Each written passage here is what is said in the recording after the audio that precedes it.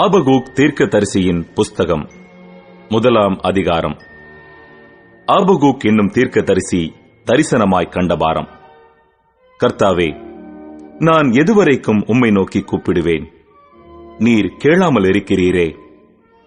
கொடுமையின் நிமித்தம் நான் எதுவரைக்கும் உம்மை நோக்கி கூப்பிடுவேன்? நீர் ரட்சியாமல் இருக்கிறீரே. நீர் எனக்கு அக்கிரமத்தை காண்பித்து என்னை தீவினையை பார்க்க பண்ணுகிறதென்ன? கொள்ளையும் கொடுமையும் எனக்கு எதிரே நிற்கிறது. வழக்கையும் வாதையும் எழுப்புகிறவர்கள் உண்டு. ஆகையால் நியாயப்பிரமாணம் பலனற்றதாகி நியாயம் ஒருபோதும் செல்லாமற் போகிறது. துன்மார்க்கன் நீதிமானை வளைந்து கொள்ளுகிறான். ஆதலால் நியாயம் புரட்டப்படுகிறது. நீங்கள் புறஜாதிகளை நோக்கி பார்த்து ஆச்சரியப்பட்டு பிரமியுங்கள். விவரிக்கப்பட்டாலும் நீங்கள் விசுவாசியாத ஒரு கிரியையை உங்கள் நாட்களில் நடப்பிப்பேன். இதோ, நான் கல்தேயர் என்னும் கொடிதும் வேகமுமான ஜாதியாரை எழுப்புவேன். அவர்கள் தங்களுடையதல்லாத வாசஸ்தலங்களை கட்டிக்கொள்ள தேசத்தின் விசாலங்களில் நடந்து வருவார்கள். அவர்கள் கெடியும் பயங்கரமுமானவர்கள்.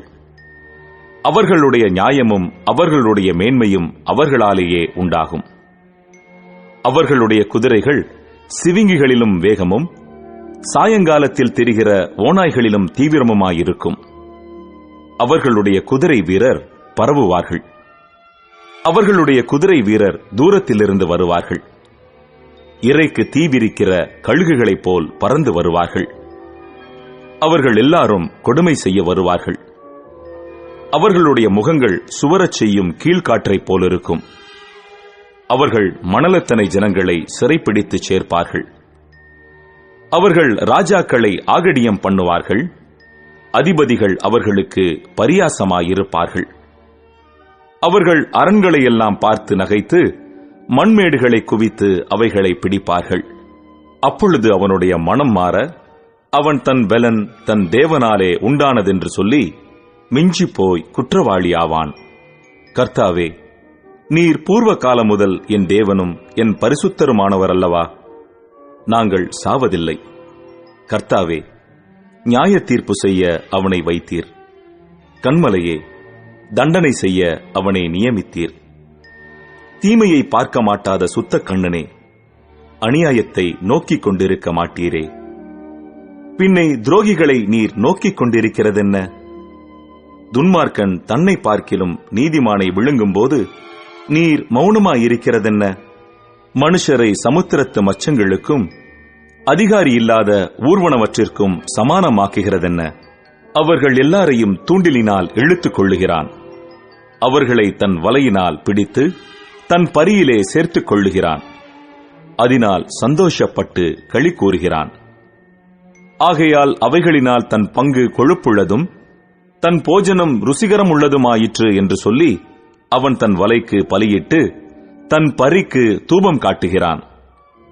இதற்காக அவன் தன் வலையை இழுத்து அதில் உள்ளவைகளை கொட்டிக் கொண்டிருந்து இரக்கமில்லாமல் ஜாதிகளை எப்போதும் கொன்று போட வேண்டுமோ? ஆபகூக் 2 அதிகாரம். நான் என் காவலிலே தரித்து அரணிலே நிலை கொண்டிருந்து அவர் எனக்கு என்ன சொல்லுவார் என்றும் அவர் என்னை கண்டிக்கும் போது நான் என்ன உத்தரவு சொல்லுவேன் என்றும் கவனித்து பார்ப்பேன் என்றேன். அப்பொழுது கர்த்தர் எனக்கு பிரதியுத்தரமாக, நீ தரிசனத்தை எழுதி அதை கடந்தோடுகிறவன் வாசிக்கும்படி பலகைகளிலே தீர்க்கமாக வரை.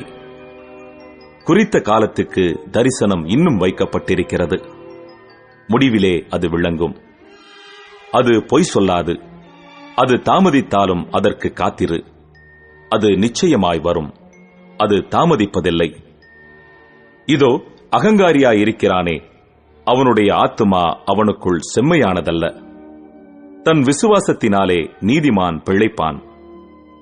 அவன் மதுபானத்தினால் அக்கிரமம் செய்து அகங்காரியாகி வீட்டிலே தரியாமல் அவன் தன் ஆத்துமாவை பாதாளத்தைப் போல விரிவாக்கி திருப்தியாகாமல் மரணத்துக்கு சமானமாய் சகல ஜாதிகளையும் தன்வசமாக சேர்த்து சகல ஜனங்களையும் தன்னிடமாக கூட்டிக் கொண்டாலும் இவர்கள் எல்லாரும் அவன் பேரில் ஒரு பழமொழியையும் அவனுக்கு விரோதமான வசை சொல்லையும் வசனித்து தன்னுடையதல்லாததை தனக்காக சேர்த்துக் கொள்ளுகிறவனுக்கு ஐயோ என்றும் அது எந்த மட்டும் நிற்கும் என்றும், அவன் தன்மேல் களிமண் சுமையை அல்லவா சுமத்திக் கொள்கிறான் என்றும் சொல்லுவார்கள். உன்னை கடிப்பவர்கள் சடிதியாய் எழும்புவதும், உன்னை அலை கழிப்பவர்கள் விழிப்பதும் இல்லையோ? நீ அவர்களுக்கு சூறையாகாயோ? நீ அநேகம் ஜாதிகளை கொள்ளையிட்டபடியினால் ஜனங்களில் மீதியான யாவரும் நீ சிந்தின மனுஷ ரத்தத்தின் நிமித்தமும் நீ செய்த கொடுமையின் நிமித்தமும் உன்னை கொள்ளையிடுவார்கள். தீமையின் வல்லமைக்கு தப்ப வேண்டும் என்று தன் கூட்டை உயரத்திலே வைக்கும்படிக்கு தன் வீட்டுக்கு பொல்லாத ஆதாயத்தை தேடுகிறவனுக்கு ஐயோ! அநேக ஜனங்களை வெட்டி போட்டதினால் உன் வீட்டுக்கு வெட்கமுண்டாக ஆலோசனை பண்ணினாய். உன் ஆத்துமாவுக்கு விரோதமாய் பாவம் செய்தாய். கல்லு சுவரிலிருந்து கூப்பிடும், உத்திரம் மச்சிலிருந்து சாட்சியிடும். இரத்த பழிகளாலே பட்டணத்தை கட்டி அநியாயத்தினாலே நகரத்தை பலப்படுத்துகிறவனுக்கு ஐயோ! இதோ ஜனங்கள் அக்கினிக்கு இரையாக உழைத்து ஜனங்கள் விருதாவாக இழைத்து போகிறது கர்த்தருடைய செயல் அல்லவோ? சமுத்திரம் ஜலத்தினால் நிறைந்திருக்கிறது போல் பூமி கர்த்தருடைய மகிமையை அறிகிற அறிவினால் நிறைந்திருக்கும். தன் தோழருக்கு குடிக்க கொடுத்து தன் துருத்தியை அவர்கள் அண்டையிலே வைத்து அவர்களுடைய நிர்வாணங்களை பார்க்கும்படிக்கு அவர்களை வெறிக்க பண்ணுகிறவனுக்கு ஐயோ! நீ மகிமையினால் அல்ல, லச்சையினால் நிரப்பப்படுவாய். நீயும் குடித்து விருத்த சேதனமில்லாதவன் என்று விளங்கு. கர்த்தருடைய வலதுகையில் இருக்கிற பாத்திரம் உன்னிடத்திற்கு திரும்பும். உன் மகிமையின் மேல் லச்சையான வாந்தி பண்ணுவாய். லீபனோனுக்கு செய்த கொடுமை உன்னை மூடும். சிந்தின மனுஷ ரத்தத்தின் நிமித்தமும் தேசத்திற்கும் பட்டணத்திற்கும் அதன் குடிகள் எல்லாருக்கும் செய்த கொடுமையின் நிமித்தமும் மிருகங்கள் செய்யும் பாழ்கடிப்பு உன்னை கலங்க பண்ணும். சித்திரக்காரனுக்கு அவன் செய்த சுரூபமும் ஊமையான தெய்வங்களை உண்டு பண்ணி தான் உருவாக்கின சுரூபத்தை நம்பினவனுக்கு வார்க்கப்பட்டதும் பொய்போதகம் பண்ணுகிறதுமான விக்கிரகமும் என்னத்துக்கு உதவும்? மரத்தை பார்த்து விழி என்றும் ஊமையான கல்லை பார்த்து எழும்பு என்றும் சொல்லுகிறவனுக்கு ஐயோ! அது போதிக்குமோ? இதோ அது பொன்னும் வெள்ளியுமான தகட்டால் மூடப்பட்டிருக்கிறது, அதற்குள்ளே சுவாசம் இல்லையே. கர்த்தரோவென்றால் தமது பரிசுத்த ஆலயத்தில் இருக்கிறார். பூமியெல்லாம் அவருக்கு முன்பாக மௌனமாயிருக்க கடவது. ஆபகூக் 3ஆம் அதிகாரம். ஆபகூக் தீர்க்கதரிசி சிகாயோனில் பாடின விண்ணப்பம். கர்த்தாவே, நீர் வெளிப்படுத்தினதை நான் கேட்டேன், எனக்கு பயம் உண்டாயிற்று. கர்த்தாவே, வருஷங்களின் நடுவிலே உம்முடைய கிரியையை உயிர்ப்பியும், வருஷங்களின் நடுவிலே அதை விளங்க பண்ணும். கோபித்தாலும் இரக்கத்தை நினைத்தருளும். தேவன் தேமானிலிருந்தும் பரிசுத்தர் பாரான் பர்வதத்திலிருந்தும் வந்தார். அவருடைய மகிமை வானங்களை மூடிக்கொண்டது. அவர் துதியினால் பூமி நிறைந்தது. அவருடைய பிரகாசம் சூரியனைப் போலிருந்தது. அவருடைய கரத்திலிருந்து கிரணங்கள் வீசின. அங்கே அவருடைய பராக்கிரமம் மறைந்திருந்தது. அவருக்கு முன்பாக கொள்ளை நோய் சென்றது. அவர் அடிகளிலிருந்து எரிபந்தமான காய்ச்சல் புறப்பட்டது. அவர் நின்று பூமியை அளந்தார். அவர் பார்த்து புறஜாதிகளை கரைய பண்ணினார். பூர்வ பர்வதங்கள் சிதறடிக்கப்பட்டது. என்றுமுள்ள மலைகள் தாழ்ந்தது. அவருடைய நடைகள் நித்திய நடைகளாயிருந்தது. கூஷானின் கூடாரங்கள் வருத்தத்தில் அகப்பட்டிருக்க கண்டேன். மீதியான் தேசத்தின் திரைகள் நடுங்கின. கர்த்தர் நதிகளின் மேல் கோபமாயிருந்தாரோ? தேவரீர் உம்முடைய குதிரைகளின் மேலும் ரட்சிப்பு உண்டாக்குகிற உம்முடைய ரதங்களின் மேலும் ஏறி வருகிற போது உமது கோபம் நதிகளுக்கும் உமது சினம் சமுத்திரத்திற்கும் விரோதமாயிருந்ததோ? கோத்திரங்களுக்கு ஆணையிட்டு கொடுத்த வாக்கின்படியே உம்முடைய வில் நாணேற்றப்பட்டதாக விளங்கினது. நீர் பூமியை பிளந்து ஆறுகளை உண்டாக்கினீர்.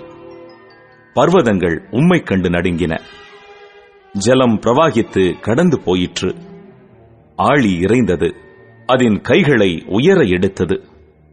சந்திரனும் சூரியனும் தன் தன் மண்டலத்தில் நின்றன. உமது அம்புகளின் ஜோதியிலும் உமது ஈட்டியினுடைய மின்னல் பிரகாசத்திலும் நடந்தன. நீர் கோபத்தோடே பூமியில் நடந்தீர். உக்கிரத்தோடே ஜாதிகளை போரடித்தீர். உமது ஜனத்தின் ரட்சிப்புக்காகவும் நீர் அபிஷேகம் பண்ணுவித்தவனின் ரட்சிப்புக்காகவுமே நீர் புறப்பட்டீர். கழுத்தளவாக அஸ்திபாரத்தை திறப்பாக்கி துஷ்டனுடைய வீட்டிலிருந்த தலைவனை வெட்டினீர். என்னை சிதறடிப்பதற்கு பெருங்காற்றைப் போல் வந்தார்கள். சிறுமையானவனை மறைவிடத்திலே பட்சிப்பது அவர்களுக்கு சந்தோஷமாயிருந்தது. நீர் அவனுடைய ஈட்டிகளினாலேயே அவனுடைய கிராமத்து அதிபதிகளை உருவ குத்தினீர். திரளான தண்ணீர் குவியலாகிய சமுத்திரத்துக்குள் உமது குதிரைகளோடே நடந்து போனீர்.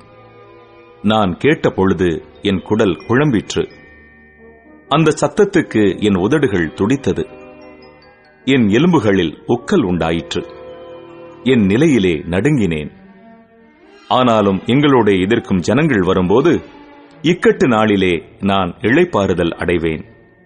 அத்திமரம் துளிர் விடாமற் போனாலும், திராட்சைச் செடிகளில் பழம் உண்டாகாமற் போனாலும், ஒலிவ மரத்தின் பலன் அற்றுப்போனாலும், வயல்கள் தானியத்தை விளைவியாமற் போனாலும், கிடையில் ஆட்டு மந்தைகள் முதலற்றுப் போனாலும், தொழுவத்திலே மாடு இல்லாமற் போனாலும், நான் கர்த்தருக்குள் மகிழ்ச்சியாயிருப்பேன். என் ரட்சிப்பின் தேவனுக்குள் களி கூறுவேன். ஆண்டவராகிய கர்த்தர் என் பலன். அவர் என் கால்களை மான் கால்களைப் போலாக்கி உயரமான ஸ்தலங்களில் என்னை நடக்க பண்ணுவார். இது நெகினோத் என்னும் வாத்தியத்தில் வாசிக்க ராகத் தலைவனுக்கு